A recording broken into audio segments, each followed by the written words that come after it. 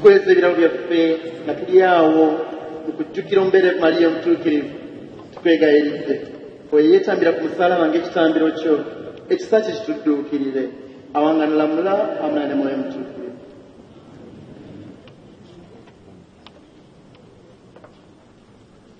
Omukama abeere nammwe.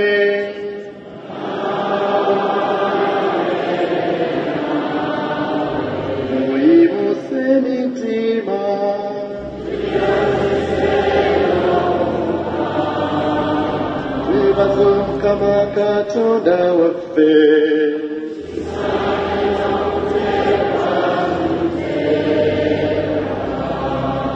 gwamma kisaanira okuteekwa tuteekwa kituddala mwe mutuviira n'okulokoka gw'omukama Patyo omutuukirivu Katonda omuyinza wa buli kantu si wannaku okwebaza bulijjo nga bwe weewuunyisa mu ngeri egy'osikumyamu abatuukirivu bonna naddala ku lunaku luno be tujjukira Mariya omubeererevu n'amasoole bwe wamma kisaanye anti wakola eby'amaanyi okutuusa ensi yonna gy'ekoma n'ogenda ng'olesa okusaasira ku emirembe gyonna olw'okubanga watunuulira obwetowaze bw'omusaana wo n'oyita mwinyi okuwa abantu omulokozi mu mwana wo Yesu Kristo Mukama waffe ejje ly'abamalayika mwe liyita okusinza ekitiibwa kyo nga basanyukira mu maaso go ennaku zonna naffe ne tukwesengereza okkiriza amaloboozi gaffe tugagatte n'agaabwe twatulenga tuyiba nti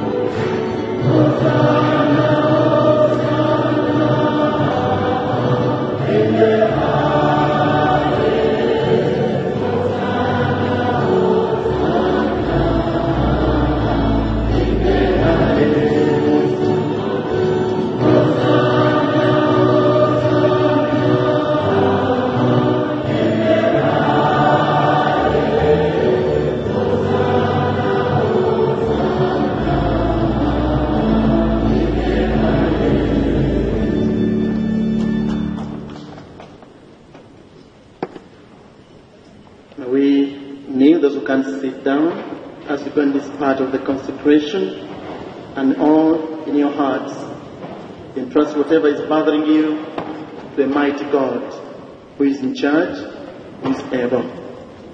Kituufu ayi Mukama oli mutuukirivu gw'ensolo y'obutuukirivu bwonna tukwegayiridde ebirabo ebyekomayo bifuuke ebitukuvu tunombi n'omusaayi gwa Mukama waffe Yesu Kristo eri agenda okwebwayo mukubonaabona kwe yeesiimidde n'akwata omugaati ne yeebaza n'agumenyamu n'abayigirizwa be n'abagamba nti mutoole mulye ku kino mwenna anti kino gwe mubiri gwange ogunaaweebwayo okubeera mukulu.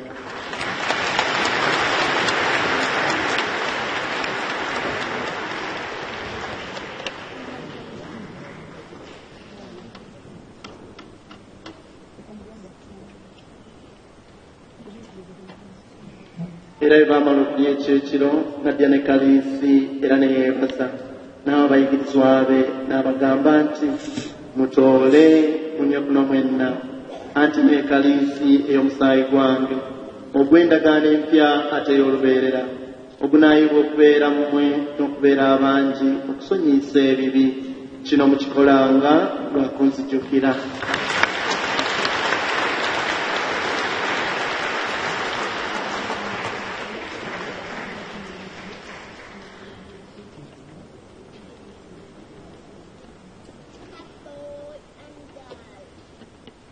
Ekyamagero eky'okukkiriza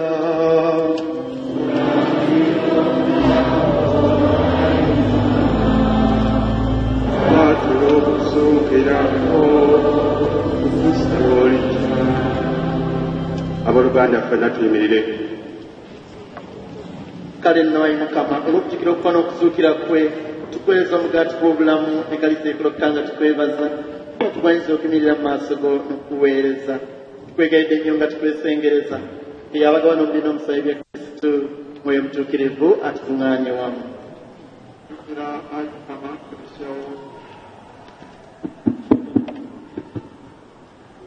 Jjukira ayi Mukama eklesiya w'abunyenkuvu y'ensi mujuze n'okwagalana wamu ne Paapa waffe Francis n'omwepiskopi waffe Cyprian n'abonna abaafaalibwa mu sacerdoti ne mu diakoni. Jjukira ne baganda baffe abeebasenga basuubira okuzuukira bakkirize bajjeyo gy'oyakaayakanga mu kitiibwa. Jjukira n'abafu bonna be wagirira ekisa mu kufa naffe ffenna tukwegayiridde tusaasire tusaanire okugabana ku bulamu obutaggwaawo okukutenda n'okukugulumiza wamu ne Mariya omubeerevu omutuukirivu nnyina Katonda ne Yosefu omutuukirivu bba n'abatume abatuukirivu abajulizi ba Uganda abatuukirivu era n'abatuukirivu bonna abaali bakusanyudde obwedda bonna nga tuyita mu mwana wo Yesu Kristo.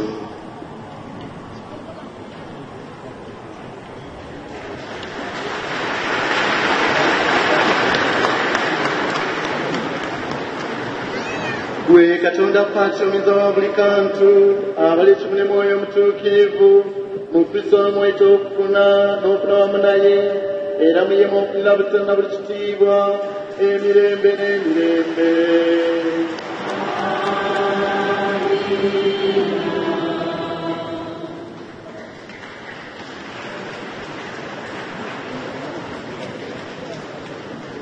Omukama yatugamba timusabe muliweebwa mukonkone muligulirwawo. Katumusabe ekitabo eky'emirembe mu mitima gyaffe emirembe mu ggwanga lyaffe birowoozo byaffe n'ebigambo byaffe. Atugamba nti kitaffe ali mu ggulu obwakabaka bwo bujje eyagala bikolebwe mu nsi nga bwe bikolebwa mu ggulu. Otuwe emmere yaffe ya buli lunaku tusonyiwe ebibi byaffe nga naffe tusonyiwa abatukola obubi totutwala mu kukemebwa. Ayi Mukama tukwegadde tulokole ebibi byonna tuyambe tube mu ddembe tugirire ekisalo ne kibe ennaku zonna tutebenkere awatali kutabukana kumu alinda okwesima gwe watusuubiza n'amatu ga mulokozi waffe Yesu Kristo. Gwe kabaka gw'obuyinza gw'ow'ekitiibwa. Ayi Mukama Yesu Kristo gwe yagamba abatume bo nti mbalekedde emirembe wadde emirembe gyange totunula ebibi byaffe naye amaaso go gazukiza kwa Kalaisiyawo. Kristo tuwa emirembe n'osekimu nga bw'oyagala kubanga n'olamula emirembe n'emirembe. Abooluganda Etuba tusinga okwettalira n'okusaba gy'emirembe. Emirembe give mu mitima gyaffe, gibune mu maka gaffe, gibune ne mu ggwanga lyaffe. Ka buli omu omutima ogujjudde okukkiriza n'emirembe akole omudyankoni kyagenda tutugamba. Buli omu ayagalize munne eddembe.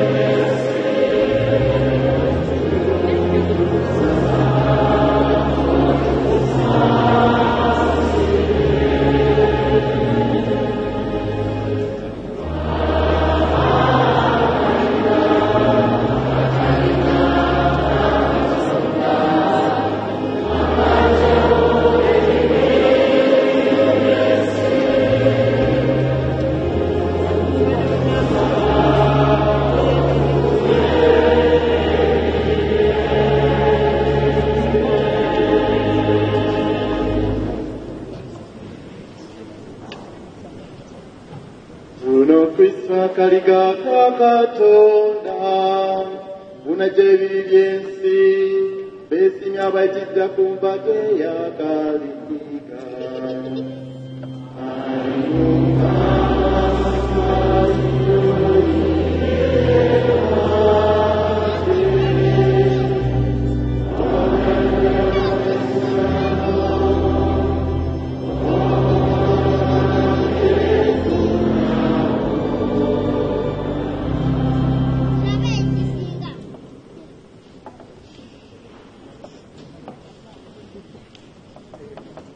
Brethren, be seated for a while.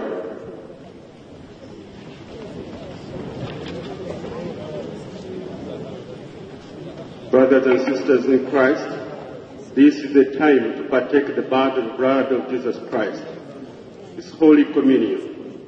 It is only for Catholics and only Catholics who have exposed themselves spiritually fully to receive Him can come forward. Otherwise, you can adore Him in your seat where you are. Aboluganda abagalwa, kano ke kadde ak'okufuna omubiri n'omusaayi gwa Mukama waffe Yesu Kristo, obudde obw'okusembera eri abakatoliki mwekka, ate abakatoliki abo abeeteesetese obulungi okufuna Omukama mwemba mujja okumufuna.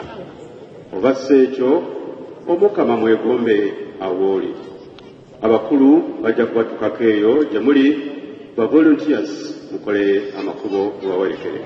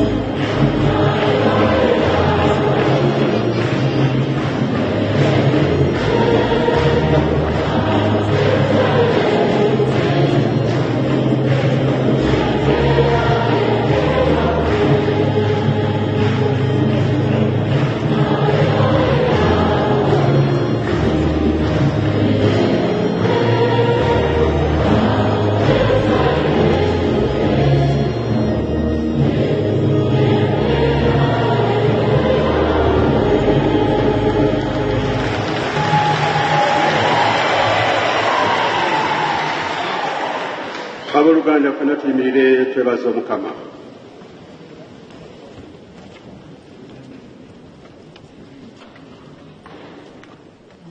buli omu ku ffe mu kifo kyalimu ne mbeera gyalimu musumba alina abantu Omukama bamuwa okukulembera n'okulabirira.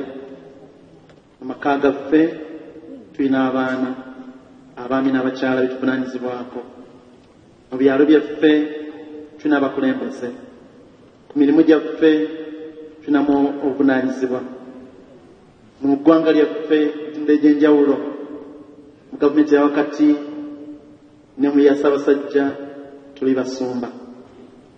mu masinzizo mu mizikiti ne mu kkanisa ne mu ekleziya tulina obuvunaanyizibwa. Mukama ffenna atukowoola obuvunaanyizibwa obwo tubukozese bulungi tubeere abasumba abalungi abakakkamu abakumaakuma endigazi.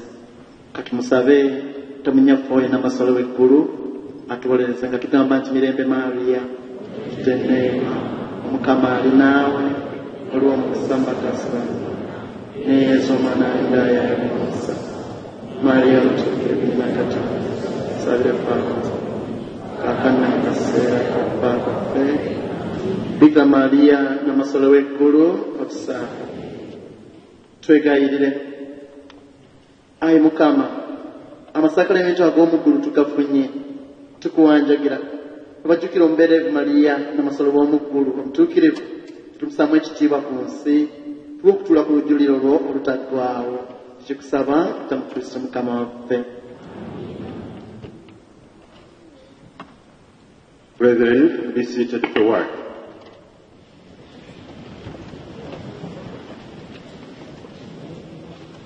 Let us join our hands together and thank wholeheartedly the many celebrant, Reverend Father Dr. Chancellor, who has led us in this Eucharistic celebration. We equally thank the concelebrants. I introduced them earlier before we started Mass, with the exception of Reverend Father Grace Matovu Basilica, whom I want to wave to you in recognition.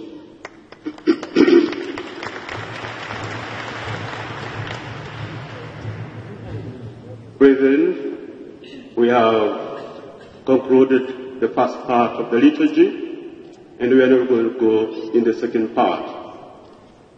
I'm going to do this with my co-MC, Mr. Patrico Mujuka, who is going to come and lead us in the second part.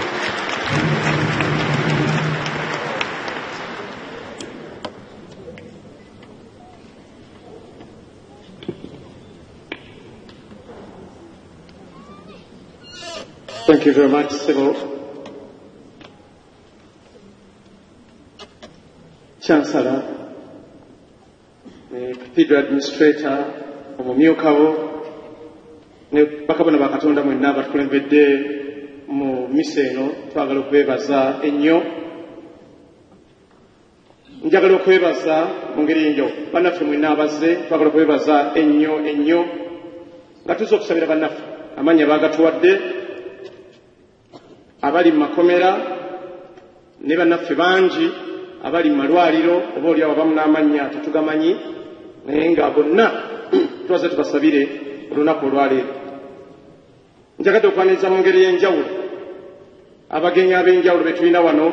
Munansonyiwa olukalala balumpadde obwedda bawandiika jja, kati teruli mu oda naye mujja kunsonyiwa nnyo.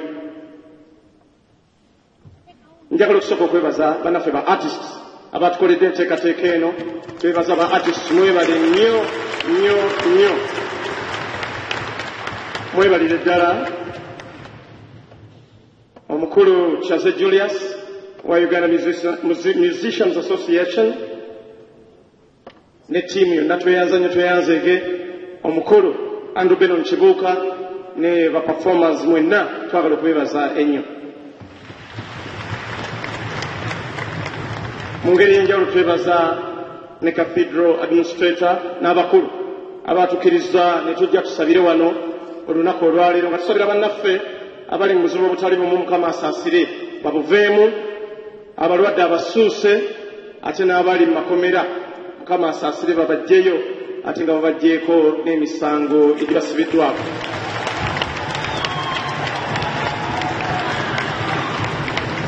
Muneegateko mu ngeri y'enjawulo twanirize nga bwe nsabye tebali mu oda ntuufu naye mujja kunsaasira.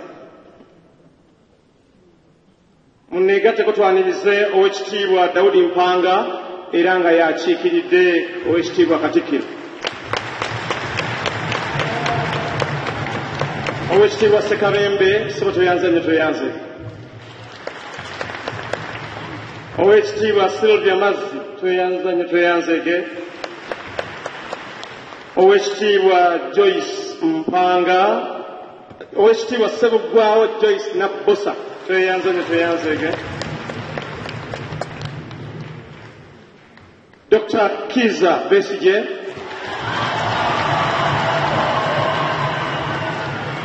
President General wa DP Omukulu Norbert Mao,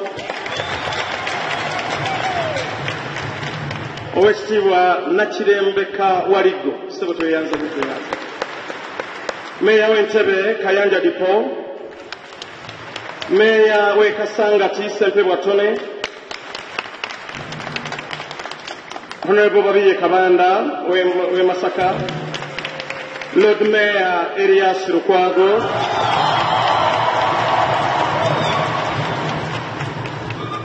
Leader of Opposition Honorable Betty Achan Awol, Secretary General wa PPP Omukulu Saddam Gaira, Mayor Serunjoji Emmanuel Owekawempe,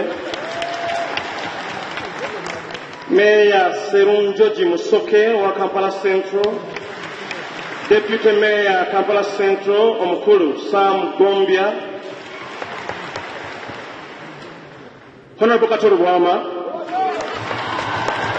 Honorable Wakaima, Honorable Kasozi Ibrahim, Honorable Sanja Patrick, Honorable Muyanja Senyonga, Honorable Lutamaguzi Semakura, Honorable the man John Ken Luchamuzi, Honorable Monica Amoding,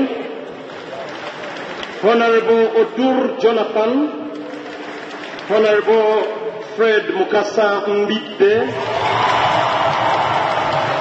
Honorable Sempara Chigozi, Honorable Namayanja Florence, Honorable Latif Sebagara, Honorable Mbwate Kamwa, Honorable Amero Susan, Honorable Akelo Sylvia,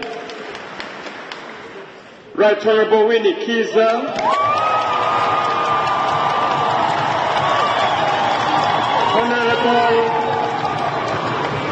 Honorable Sentongo Robina, Honorable Barnabas Tinkasimire,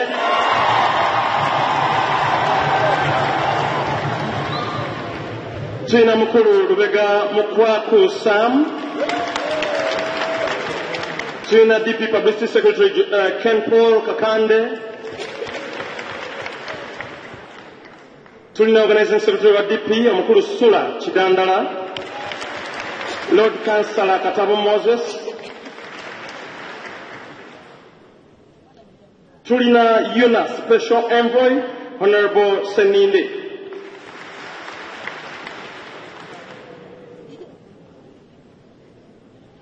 Tulina President wa PDP Honorable Abed Bwanika,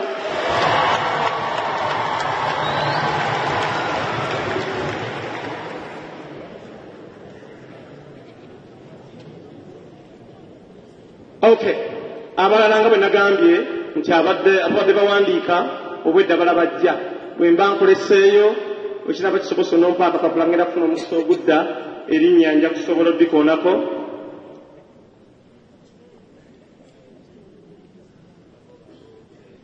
tweyanze mpozi ne ba artist bwe twali wano omulundi guli nga tusomera munnaffe Moze Radio Emisa twateesa twekolengemu omulimu tudde tusabe nga tetuze mu bya nnaku naye nga naffe tuza okwebaza Mukama Katonda olwaki kye tuli ate era n'okwongera okumusaba atwongere ku kye tulina n'okutukuma nga tuli balamu. So tusazeewo n'abakulu batukkiriza Sunday ey'okusatu mu September zigenda kuba ennaku z'omwezi 19 tugenda kubeera wano ku ssaawa 7 ez'emisana era tudde mu twekwase Mukama.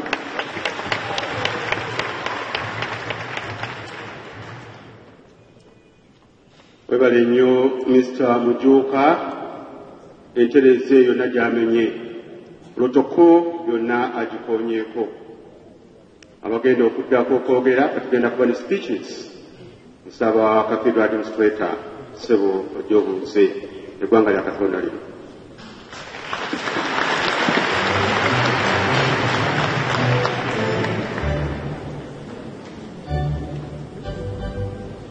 Abantu ba Katonda mwenna abakuŋŋaanye wano mu ttuntu lya leero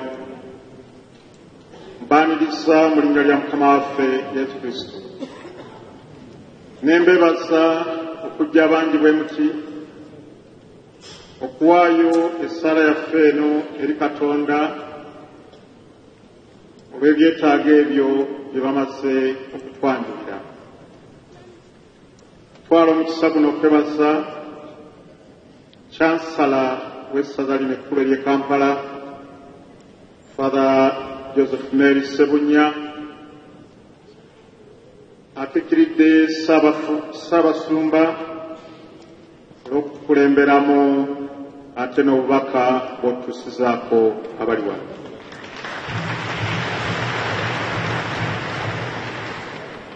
Essaawa ey'olunaku olwaleero tebadde ng'eya bulijjo kubanga ebirowoozo bingi bye tuzze nabyo mu ssaala eno etugassa awamu nga bannayuganda, etugassa awamu ng'abantu ab'enzikiriza ez'enjawulo, etugassa awamu ng'abantu ab'endowooza ez'enjawulo, etugasse awamu nga ab'enzikiriza era mu bibiina eby'enjawulo, abakulu n'abato bonna abakkiriza era abamanyi nti Katonda ye mukulu era yasinga byonna. Njagala okubeebaza olw'obukakkamu bwe mulaze. Nawandiikibwa ebbaluwa Aloysius Matovu Joy ku lw'aba artists bonna okuweereza essaala eno ku lunaku luno olwaleero, neera nga Patrick Mujuuka bw'abagambye namubuuza ku luno abantu bange abo abanajja nammwe banaakuuma emirembe. Mwebale kugikuuma emirembe okulaba nti ku mulundi guno tetunaakuwulira byaliwo luli era tebijja kubeerawo kubanga eno Uganda yaffe, eno Kereziya yaffe, ate ffenna tuli omuntu omu. Awo nno kyekyo kye mbasaba musigale bulijjo nga muli muntu omu. Manyi olwa pulogulaamu ezigenda mu maaso eza Cathedral eno twandyagadde nnyo okubeera wano bwe kiba kitegeeza kuzibya budde oba n'okubukeesa twandikyegombye nnyo, naye tetujja kukisobola. Era bangi mu mmwe abakulu ab'ebitiibwa bennyaniriza era ne mbeebaza okujja mu ssaala eno. Mbeebaza okuwaayo obudde bwammwe era n'abantu bano bonna abazze wano ku lunaku lwaleero. Nja kusaba abantu babiri abajja okutukiikirira ffenna okwogera okubaayo akagambo kubawa ate n'ebirala tujja kubabuulira ebinaddijja. Kati kansabye mukyala Babi Kyagulanyi ajje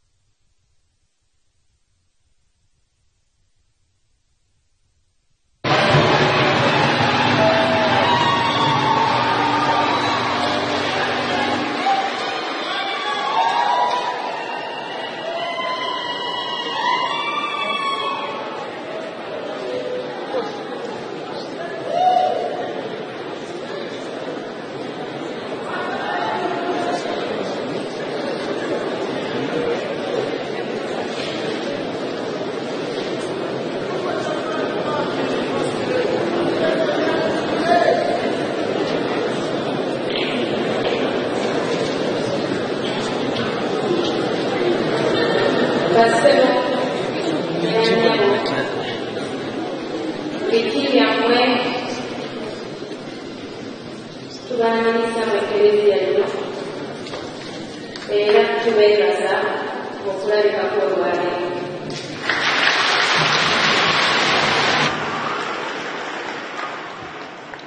Ffe abayimiridde wano be bamu ku baganda ba Mwami Kyagulanyi Ssentamu.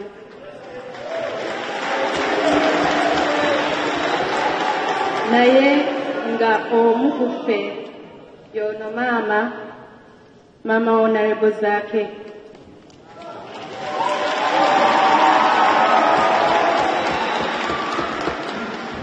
Bassebo ne bannyabo nja kusaba munzikirize nkozesa akaseera akatono ke bampadde. Abantu bano nandyagadde nnyo okubanjula kuba baami bange ate bakulu ba mwami wange, naye ku lw'obudde nja kusaba munzikirize bassebo ne bannyabo njogere ebitonotono tuseevinga obudde. Bannayuganda abali wano n'abategedde ku mikutu gyonna, ndi wano okwogerera famire eno n'okwogerera omwami wange gwe nakalaba emirundi ebiri.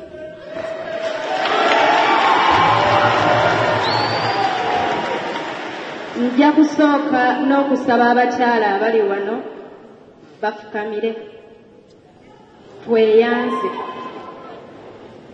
kubanga wano tuli mu kweyanza bannayuganda olw'obuvumu bwe mulaze ne mutasirika.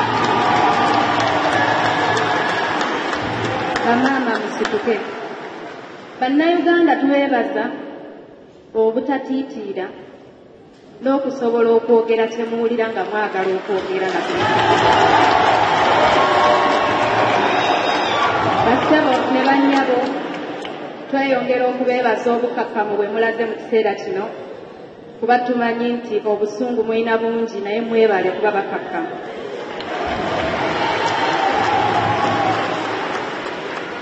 Nja kwebaza ku lwange nga nze abayimbi abaafuuka famire abategese okusaba kuno.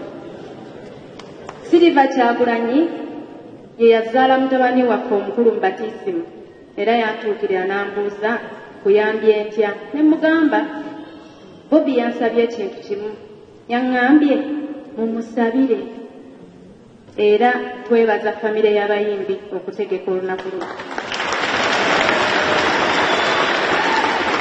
Nja kwebaza abantu abatudduukiridde ne mufukamira ku maviivi ne mutusabira, ne tweyanza abo abatutuukiridde awaka ne mutugumya, ne tweyanza nammwe bannamawulire obutatya.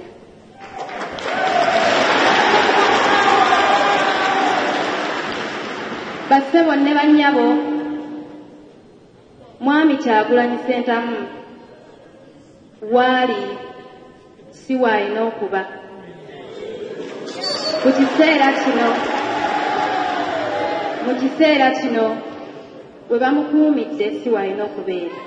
Ku ssaawa eno Honorable Kyagulanyi Ssentamu alina kubeera mu ddwaliro. Sijja kwogera nnyo mbeera gy'alimu, naye nga nze mukyala we njogeza eddoboozi eddene ti omwami wange waali bandimuggyeewo ne bamuwa obuyambi n'afuna eddwaliro kuba kyeyeetaaga ku ssaawa eno.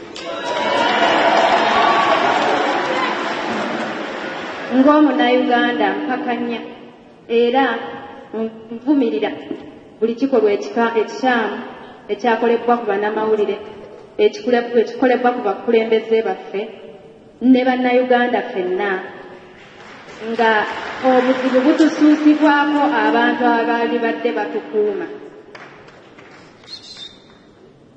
Njagala kusaba oba olina kando mu maaso go tukole ekintu Mwami Kyagulanyi kye yasaba tukole. Buli alina kando agikwate mu ngalo.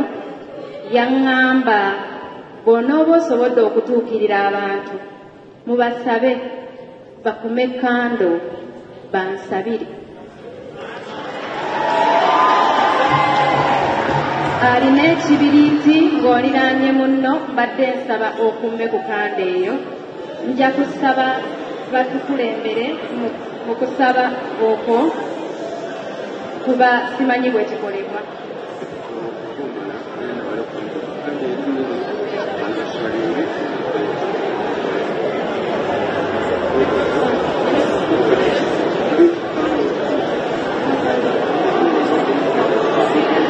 Bassebo ne bannyabo muliddeko. Bassebo ne bannyabo tukuume eddembe nga bwe tubadde, tubeere ba buvunaanyizibwa, buli omu atuule mu katebe ke, kubanga tuli mu kifo ekyetaaga okuba abakakkamu. Ekifo ekitukuvu. Bassebo ne bannyabo nsaba tukuume emirembe, buli omu afune akatebe ke. Akazindaalo kano ngenda kukalekera abakulembeze b'ekelesiya. Tweyanziza byonna, tweyanzirike.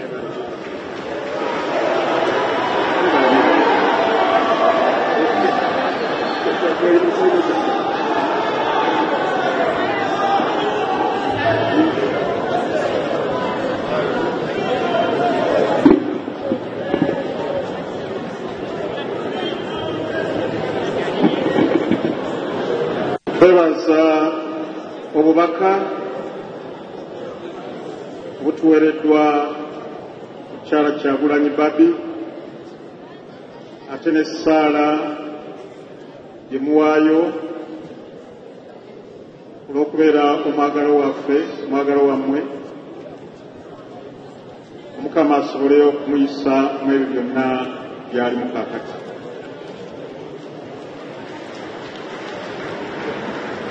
Kati kambasabe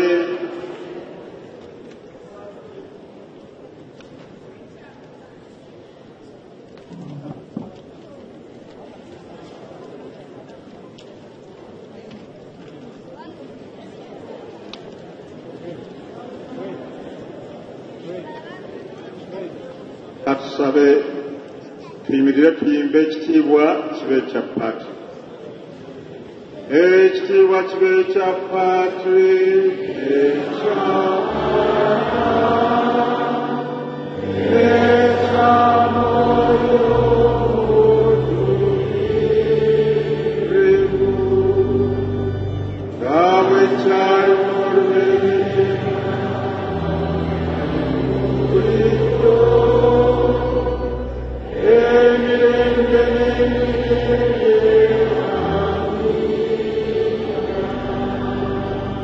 ekitiibwa n'ettendo bimuddire oyo Katonda ayinza byonna. Tuzikize kando zaffe.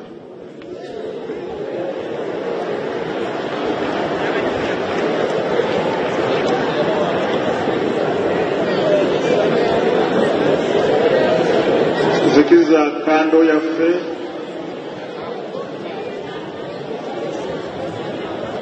Njagala okutwala omukisa guno okuyita owekitiibwa David Mpanga, Attorney General w'Abakabaka wa Buganda, ajje atutuuseko obubaka bwe yeetisse okuva eri Katikkiro.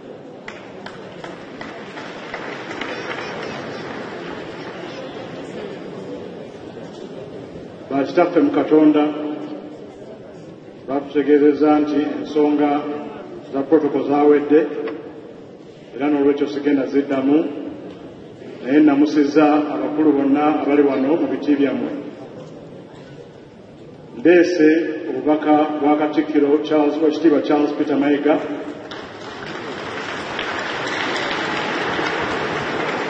atasobodde kubeera wano naffe olw'okubeera nti buli myezi 3 awummulamu, era ensonga zino zamusanze agenzeemu mu kuwummula. Naye yantumye ekyokusooka mbategeeze nti Ssaabasajja Kabaka gy'ali atudde Entende alamula Obuganda.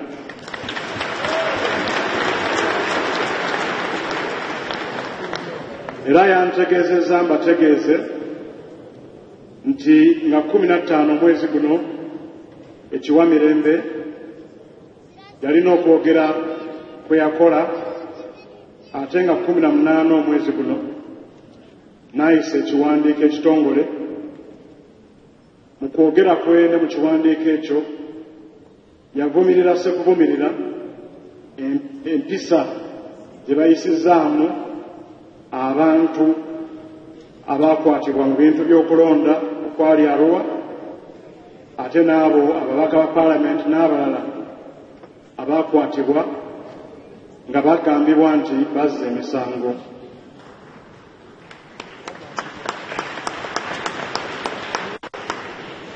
Era n'antuma mbategeeze nti okuvumirira kwe yavumira luli akuddamu n'akukkaatiriza leero.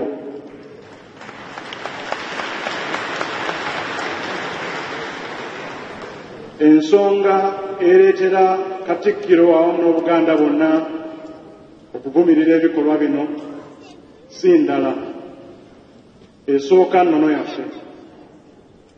Abakimanyi obulungi bamanyi nti ennono ye ssemateeka wa Buganda, era mu nnono yaffe tugamba nti Ssebaddukanya basibe ng'akola atya? Nga naye adduka. Abaganda bavumirira okutulugunya abasibe, kubanga bw'otulugunya abasibe n'obamalako eddembe lyabwe, naawe wennyini oba weemazeeko eddembe eriryo. Ate mu ngeri y'emu Abaganda bagamba seruka mamayute.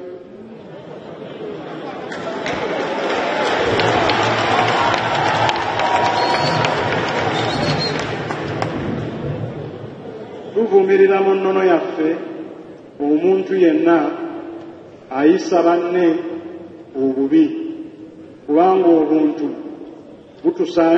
butukakatako okubeera awamu ffenna nga tewali atulugunyiza munne. Naye ate tusinziira ne mu ssemateeka wa Uganda atutwala ffenna awamu nga tasosola mu ddiini, mu mawanga, mu ndowooza y'abyabufuzi, mu myaka oba mu ngeri yonna endala, nga ffenna atukakatako ensonga zino wammanga. Tewali muntu yenna anatwala bulamu bwa munne nga tayise mu mateeka. Omuntu yenna atta munne nga tayise mu mateeka, amenya ssemateeka. Tuvumirira sekuvumirira abo abatta bannaabwe Arua n'awalala nga tebayise mu mateeka, nga bakwatidde amateeka mu mikono gyabwe. Era tusaasira abo abaafiirwa abantu baabwe. Tuvumirira sekuvumirira nga tuyita mu ssemateeka abantu abatulugunya abasibe abagambibwa okuba nti bazza emisango. Bwe babeera nga bagambibwa okuba nti bazza emisango, ssemateeka akirambika bulungi nti tebaatulugunyizibwenga, nti banaaweebwanga omukisa okulaba abantu baabwe n'okumanyisibwa, n'abantu baabwe okumanyisibwa wa we bali, nti banaasibirwanga mu bifo ebiteekeddwa obulungi mu mateeka, nti banakkirizibwanga okulaba bannamateeka baabwe, abo abeetaaga okulaba abasawo banaalabanga abasawo oba banajjanjabibwanga, era n'abo abasibiddwa nti banaaterekebwanga mu bifo nga bakkirizibwa okulaba ku bantu baabwe abaagalwa, ate nga abatali bannamagye bakuumibwa mu bifo ebitali bya bannamagye,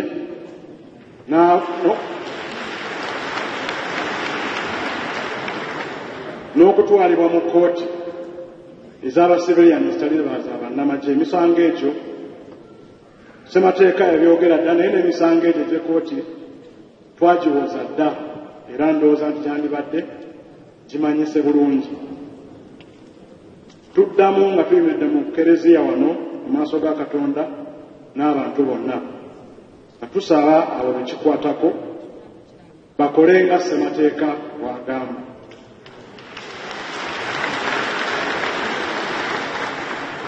Embeera ekwata ensonga ez'ebyobufuzi n'egitwala oba n'egezaako okugikomekereza mu ngeri y'eryanyi, tukimanyi mu byafaayo byaffe terina kyekuleetera okuggyako obusambattuko, emitima okutwereega n'embeera okuvaamu obukkakkamu. Tusaba abo bonna ekikwatako ensonga z'ebyobufuzi bazimalire mu ngeri ey'ebyobufuzi erambikiddwa obulungi mu mateeka.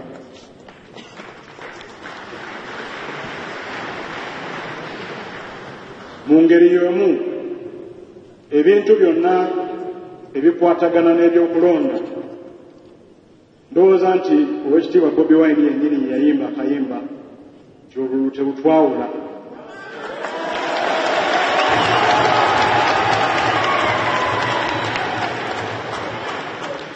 Obwakabaka bwa Buganda bwagala abantu bonna babeere bumu, nga babeera wamu, nga bakolera wamu, era nga bakozesa omutima gumu. Naye tukimanyi bulungi temusobola kubulamu njawukana mu ngeri emu oba endala. Naye bulijjo tugamba nti enjawukana zaffe tuzikwate mu ngeri etereeta bujaggalalo oba busambattuko oba kutulugunya abantu. Tuddamu nga tuli wano mu Kereziya nga tugamba mu maaso ga Katonda obululu buleme twawula.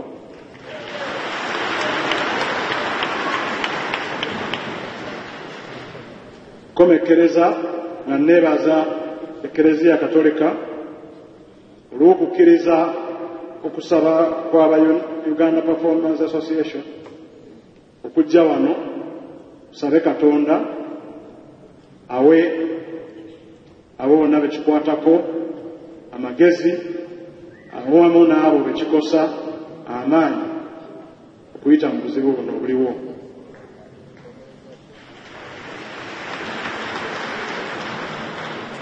Twebaza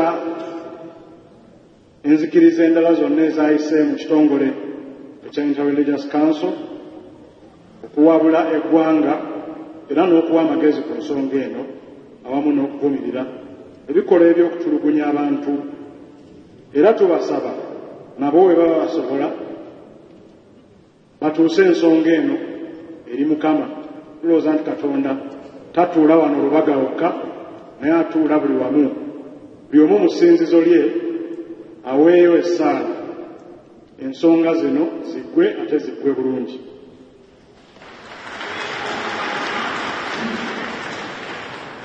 Sembayo nga neebaza ba Uganda Performance Association okuleeta ensonga yaabwe ne bagiroopa ewa Katonda.